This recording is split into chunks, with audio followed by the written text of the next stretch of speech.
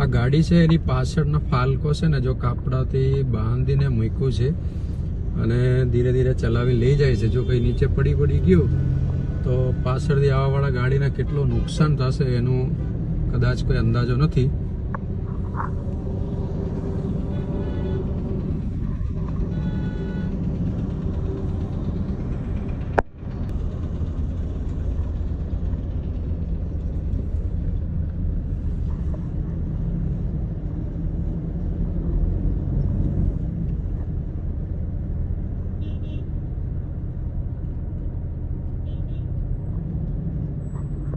A few moments later. બોલો તો madam, તમારું આ જ કામ છે? રીલ્સ જોવાનું કામ છે તમારે? તમે શીખવશો એ અમારું કામ છે. જનતા શીખવાડશે સરકારી નોકરીઓને. તમે છે ને અમારા નોકર છે.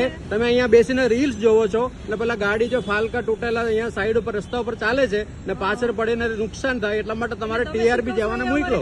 તમે એમ કહો છો ને મારું આ જ કામ છે એટલે તમે શું કહેવા શું માંગો? એટલે તમે આવીને અહીંયા મને ધમકાવો એ કામ હું કઈ નથી ધમકાવતા. તમે અહીંયા રીલ્સ જોવા બેઠો છો. મને શાંતિથી વાત તમે અહીંયા રીલ્સ જોવા બેઠા છો 4 રસ્તા પર રિક્ષામાં બેસીને. છે. તમારે અમને શાંતિ મારું આ જ કામ છે. મારું આ જ કામ છે. તમને જાગૃત કરવાનું કામ છે મારે. જાગૃત સીધી રીતે થાય ને ભાઈ. કઈ રીતે તમે થાય? આવીને મને આવી રીતે કહી જાવ તમારું આ કામ છે તે કામ છે. હા તો તમે અહીંયા રીલ્સ જોવો છો તો અહીંયા એક્સિડન્ટ થવાની સંભાવના છે. કોઈ ગાડીને ટ્રાફિક બિલકુલ નોર્મલ હતું ભાઈ. શું ટ્રાફિક બિલકુલ નોર્મલ હતું. અરે પેલો પાર્ટી તો જો તમે પેલા ટ્રક વાળાનું તમારે જો ટીઆરપી છે હમણાં ઉભા રાખ્યા છે તમે એમાં ધ્યાન આપો ને. અહીંયા બેઠા બેઠા રીલ્સ જોવો છો એના કરતા. અમારું કામ અમને ખબર જ છે ભાઈ. અમારે રીલ્સ જોવાનું કામ છે તમારે. તમે હમણાં કીધું ને હા ઈ જ કામ છે મારું એમ. તમે હમણાં જ કીધું ને. આવીને અમને જે તે શીખવી જાવ જે તે બોલી જાવ એ ચાલે ભાઈ. અરે મેં તમને કઈ અપશબ્દ બોલ્યું છે મેડમ? હા તો મેં તમને અપશબ્દો તો નથી તમે બોલ્યા કીધું ને ભાઈ. કે તમારું રીલ્સ જોવાનું કામ છે. તમે અત્યારે તો એવું કીધું ને. વાત કરું છું. તમે કીધું ને હમણાં તમારે રીલ્સ જોવાનું જ કામ છે એમ. તો તમે મને જે તે આવીને શીખવી જાવ એ ચાલે નહીં ને ભાઈ. અચ્છા.